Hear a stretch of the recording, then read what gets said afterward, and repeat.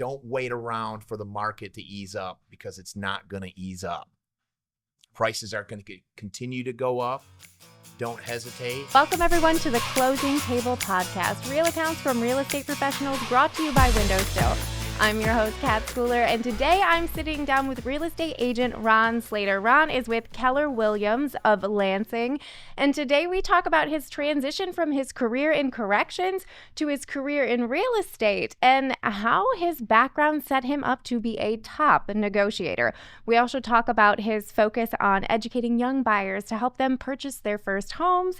And Ron speaks to the recent changes with the buyer agreement and how he's navigating these updates with his clients. So without further ado, let's talk to Ron. Ron, thank you so much for joining me today. Let's get it started off with how you got started in real estate. Well, thank you for having me. And I started in 2013. And before 2013, I worked for the state of Michigan as a correction officer. So when I was getting licensed, I was working in Jackson, Michigan in 4, 5, and 6 block with running housing units. So I was teaching anger management, thinking for a change, and cognitive behavioral thinking classes. So real estate was not in the game at all at this point. Now, I happened to go out one night with my wife and a few of her friends, and my wife was an assistant for another real estate agent.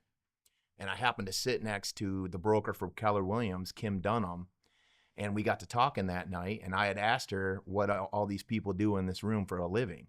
And she said they're all real estate agents, and they're all really good.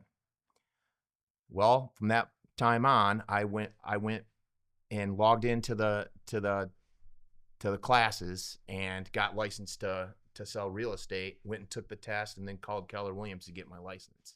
Wow. So it was a shock to everyone. No one knew that I was going to be a real estate agent or was even thinking about it. I didn't tell my wife. I didn't tell anyone. Oh, wow. So I just got licensed under the umbrella of we're moving forward as me being a correction officer.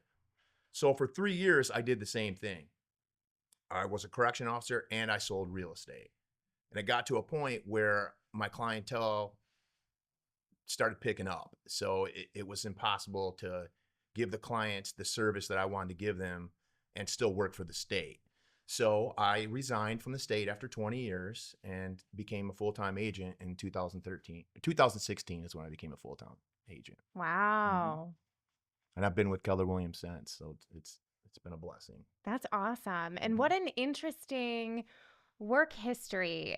And I mean, I could tell right now, just like sitting with you here with you, you have like such a confident presence. And like when you said correction officer or corrections, I was like, yes, makes sense, because you have a commanding presence, and there's a confidence about you. And I'm sure so much of that translated really well to real estate. Kind of, you went from dealing with one type of personalities to dealing with other types of personalities. For sure. Negotiations were easy for me in the beginning. I'm sure, yeah. Where most people struggle with that. So getting a good read on people came natural to me because of the environment that I was in for 20 years. Mm-hmm. So it's been a blessing.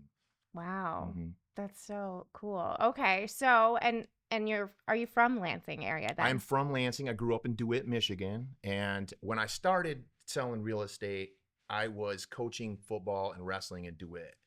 And I was very fortunate that my youngest son was in his grade where a lot of prominent businessmen in this area. So I was fortunate to have Dustin Preston from Capital Steel and Joe Joseph from Dart Bank, who was president of Dart Bank at the time, pull me off to the side and tell me that, you can do more. We see potential in you, like you can do more.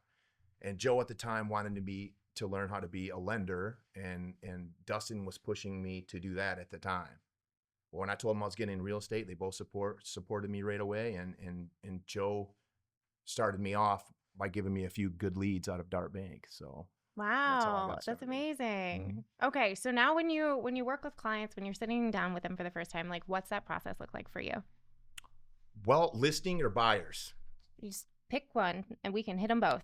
Listings, it's very simple. I'm really big on fiduciary obligation to my clients. So my ultimate statement and goal is to make sure that on a listing side, I'm making my clients the most money possible. That's the bottom line. That's my goal, is to get them the most money out of their listing. And as a buyer's agent, it's the same way. I want to get them the best deal I possibly can and negotiate them to be in a good position on the purchase side. So do you do like an initial consult? Like, what is your process? I do initial consult with listings, buyers. It happens a lot of times. It's right now I'm really focused on our younger buyers right now, because I want them to get in the game and understand, like, get in now, because no matter what, these prices are going to go up. So I do a lot of, right now I hit a lot of I have 4 children that are in their 20s. So I hit my children's friend group pretty hard right now, because a lot of them are like, we're going to wait till the interest rates come down. We're going to wait for this. And I keep telling them, you're going to wait for that interest rate to come down. That price is going to be $100,000 more, because that's where we're at. The prices are only going to go up. And if you want a good deal, don't wait around for an interest rate drop. You don't marry the interest rate. You marry the house. That's a good point. So you can always refinance. So I'm doing a lot of consults right now with a younger group. For sure. And, kind of this notion of like timing the market. Nobody has a crystal ball, right? No. And so I talk to so many agents like yourself, and kind of the through line that I'm hearing, at least, is if you can afford to get into a house, you should do your best to get into a house. For sure. My first purchase was in 1996. My interest rate was 7.7, and my father thought I had the best interest rate ever. Right. And I doubled my profit on that house. So any real estate that I've done since then has always been beneficial to me. So it's important to educate our children and to make sure they know moving forward to invest their money in property. You're paying a mortgage no matter where you live. It's either yours or someone else's. Certainly. And so I think this is a great segue into, like, are there any kind of like myths about real estate that you're seeing out there that you'd like to bust? There's all kinds of it right now. Right. Right now, with the changes with NAR coming down, there's a lot of questions. So that's all we're really doing is myth bustering right now. Yeah. So in Michigan, we were way ahead of the game. So we fixed this 20 years ago. So we were already going to our listing appointments and educating our sellers on how to offer commissions to buyer's agents. So when I go to, if I'm going to list your house, you call me to list your house. My presentation to you is I'm going to list your house, let's say for 6%. I'm going to charge you 6% to list your house. Gotcha. Out of that 6% that I'm charging you, I'm offering 3% to buyer's agents. That's how it's supposed to properly be spoken. A lot of states don't have buyer agency, so they weren't doing that correctly. So that's where the problems came in. And it's just not here in Michigan. Michigan was way ahead of the game, and we're moving forward. It's not much change for us at all, because we were already disclosing the proper way to speak it. And that's what was wrong. They just weren't speaking the sales agreement. I'm losing my thought here too, but describing how you list a house was not done properly in quite a few states. It was here in Michigan, so we're ahead of the game. So it's a lot of education right now. Yeah, and it's a really sensational topic, especially with it being like an election year. There's it's in the news a lot, housing, and like I said, my fiduciary obligation is to get you the most money. So if you're not offering commissions to buyer's agents, you're gambling on all these buyer agents not commission hunting. Because if you got a list of houses here and the bottom half isn't offering any commissions, I'm sure those houses are going to stay on the bottom half of that list. And that's just the way it is. Now, some of us, we don't work like that. As a buyer agent, I don't even look at it. I've never looked at the commissions offered to a buyer agent when I was home searching before this had taken place, because my obligation is to get them the house. Right. If they're offering commissions, that was second to me. Okay, let's see now when I got this deal put together, let's see what they were offering me. Now, there's none of that. Now you have to call the agent and ask, are you offering any commissions? And I'm not a fan of that at all, because there's going to be too many people focused on the commission negotiation and not the contract itself, because I have an obligation to get you the most money, and that should be the primary focus. Right. I see what you're saying. Mm-hmm. Yeah, kind of shifting the focus on maybe the wrong side of things. It is. And now buyers, to get into a house, you have to have buyer agency. So if you call me and you don't have an agent and you want to see a house, you have to sign a contract with me before you go in there. You've never met me. You don't know if I'm going to work well with you, but you have to see that. You have to sign the contract with me before you can go in the house. Mm-hmm. And I don't agree with it, but it's the laws that have been put forth. So it's important to move forward carefully as a buyer. And I know that's like just gone into effect. Mm-hmm. So, do you feel like because you're educating your clients, like they're handling this transition well, they're understanding it? Oh, sure. I set them down and educate them clearly before we get started, especially our younger buyers. Now, some of our repeat buyers, you have to sit down and explain to them that things have changed a little bit, because they want to know why am I signing paperwork immediately? Mm-hmm. Because I don't want to do that. I don't want to sign paperwork with you until I know you. Right. Can you represent me clear? It's like going to a lawyer. You're not going to sign with a lawyer until you sit down with that lawyer and you understand that, okay, this guy can represent me well. Well, in the meantime, that house is gone. So, that's a good point. So it's hard. So like myself, I have a form that if someone calls me and needs to see a house, I have a 1-day contract. Oh, nice. So that way they don't feel obligated that they're stuck with me by signing this contract. I want you to employ me as your agent because you feel comfortable and you trust me and you know the fact that I'm going to make sure that you're in the best position. That's the only way I want to do business. I don't want to force anybody into business. Yeah. I think that instills a certain amount of confidence, right? You're like, oh, that's not scarcity mindset. That's abundance mindset.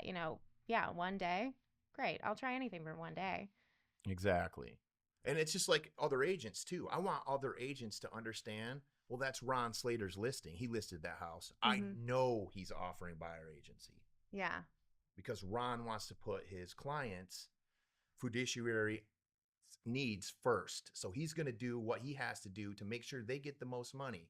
So I know Ron is offering buyer agency.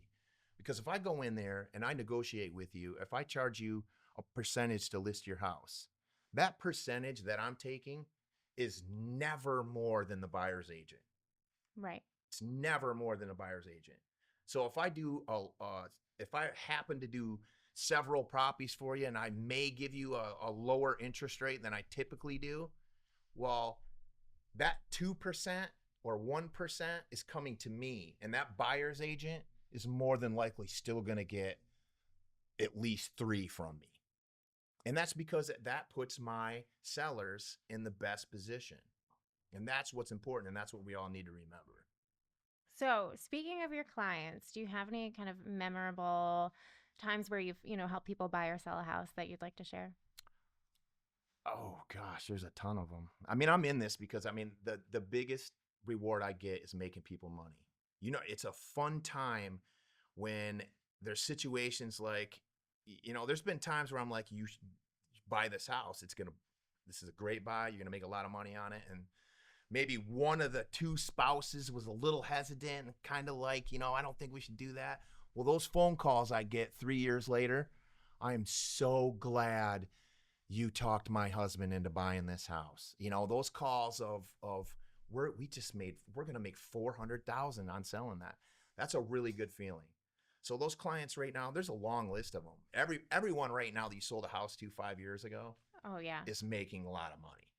So it's there's endless of those calls right now. So I mean, it's a lot of fun for me. Can you think of like a story that was like maybe like particularly challenging, you know, to get to the closing table? Oh gosh. Yeah, there's a ton of them. I mean, so I had one that I just had. I was the buyer's representation on, and there were 17 offers on this house. Gosh. So getting them to the closing table on this house was one of the more rewarding experiences because it turned into mom and dad are now buying a house from me. So, I mean, there's not really any coming to mind right now, but once we leave this table, I'm going to be like, there were so many stories that I could have said, but Yeah. nothing that really comes to mind right now that's It's other because than the smile. I mean, there's a lot of smiles. It's good to be a real estate agent right now. You're making your clientele a lot of money. And the ones that you're putting in houses, you know darn well that you're putting them in a great position for the future.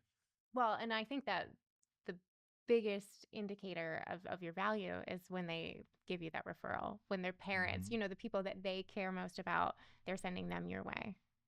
Exactly. Actually, one just came to mind too. I had one about 7 years ago. He bought a house from me right out of high school. He bought it, flipped that one, bought two more from me. Now him and his wife own a house in DeWitt, and they have two rentals in Lansing, and he's 28 years old. That makes me feel good. And he did that off of me talking him into purchasing his first house instead of renting. Wow. So that right there is a feel good moment for me right there. I mean, and great to have rentals in Lansing. If people don't know, college town, you know, East Lansing, MSU, go green. Um, you're gonna have that rented. For sure. And he's have no problem with that. Oh, that's so cool. I do get a little jealous of these people who buy real estate early in their 20s. I'm like, oh man, I didn't know what I didn't know, you know? Well, I'm 50. I Mm-hmm. didn't know what I didn't know. My parents didn't know what they didn't know. There was no money ever in my line of family.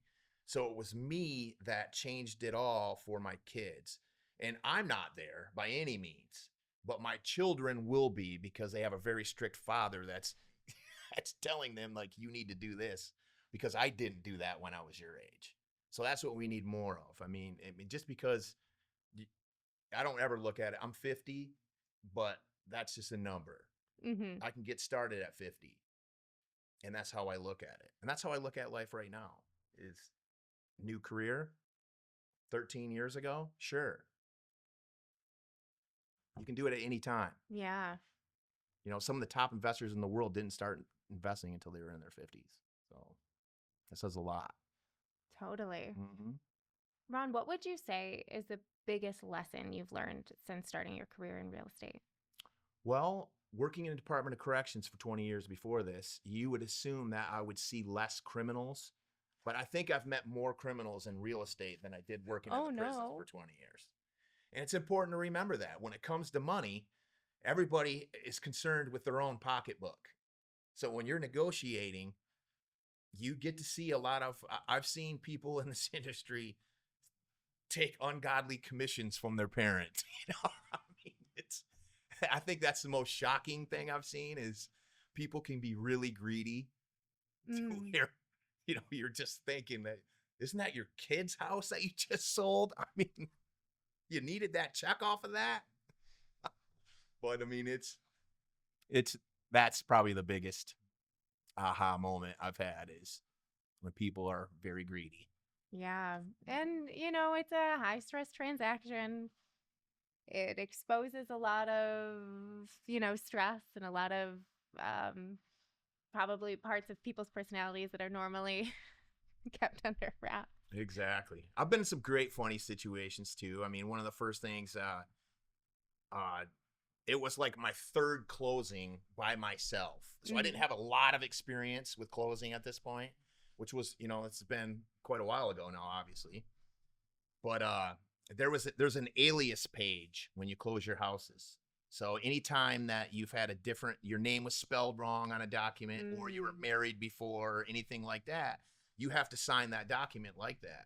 Well, I had a 21-year-old couple come in, and keep in mind they were 21, they were young, and she had an alias.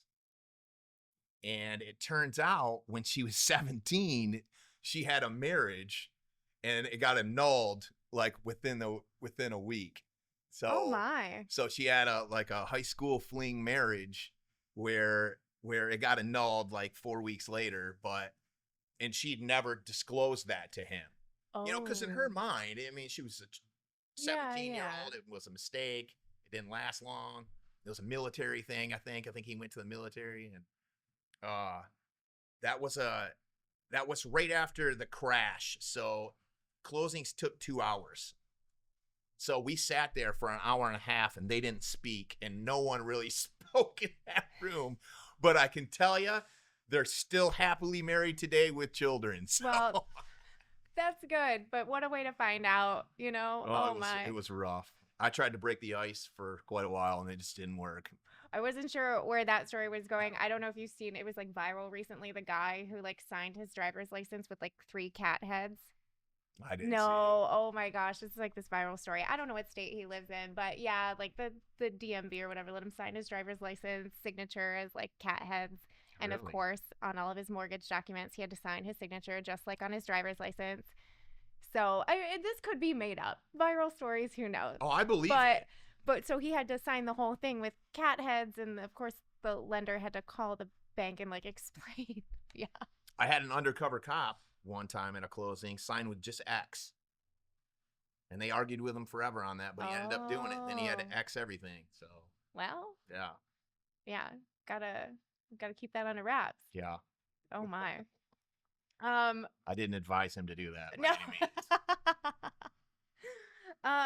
Ron, what would you say is the biggest challenge you're seeing in the real estate industry right now, and how are you overcoming it?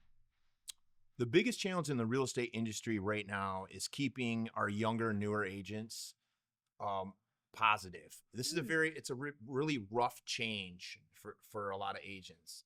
You know, the forms and everything changing is hard on them. So positive attitude moving forward. Don't listen to the media. You know, look at the numbers, not what somebody tells you. You know, it's important. Misinformation is probably my biggest challenge right now. And so how are you seeing people work through it? How, if someone comes to you and says, Ron, like, what do I do? Like, I'm feeling down. What would you say to that person? I coach them up Yeah. and tell them that nothing's changed. The only thing that's changed is how you verbalize how you're moving forward with your contracts. Everything else is the same in Michigan. Everything is the same. You can still offer buyer agent commissions. Everything is the same. Move forward, stay positive, write good offers, educate your clients. That's the biggest thing. Don't wait around for the market to ease up, because it's not going to ease up. Prices are going to continue to go up. Don't hesitate, and educate. Awesome. Ron, what were maybe some of your goals for this year, and how are they going? My goals this year were low, because I had some health problems last year. I had open heart surgery. Oh my. So I need a new aortic valve and got it. Glad you're here. Thank you. Everything is good. I pushed it off way too long. It's something I was born with. I had open heart surgery on Wednesday, and I was showing house by that next Tuesday. Oh, wow. So I had a lot of motivation coming out of that surgery, and I set my goals a little low, and I've already hit them this year. I've had a really good year. So. Oh, awesome. So now it's let's see if I can double what my goal was this year. So. Yeah. And have you started looking ahead towards next year, or? I have. Yeah. I have strong goals. I wanna help as many people as I can, and that's what I'm focused on, is getting as many people into homes as I possibly can. I don't like seeing people pay ungodly rent amounts and not getting anything out of it. Because no matter what, if you're paying $1,500 in rent over 10 years, you're giving your money away. You pay $1,500 in rent to yourself, you're going to get a lot of that back. Right.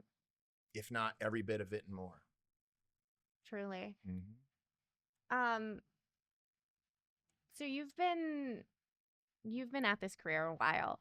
How have you kind of stayed resilient through all the changes? Especially there were a lot of changes with COVID. There are changes now. What would your advice be to somebody maybe just getting started in the industry about how to stay resilient and have good mindset?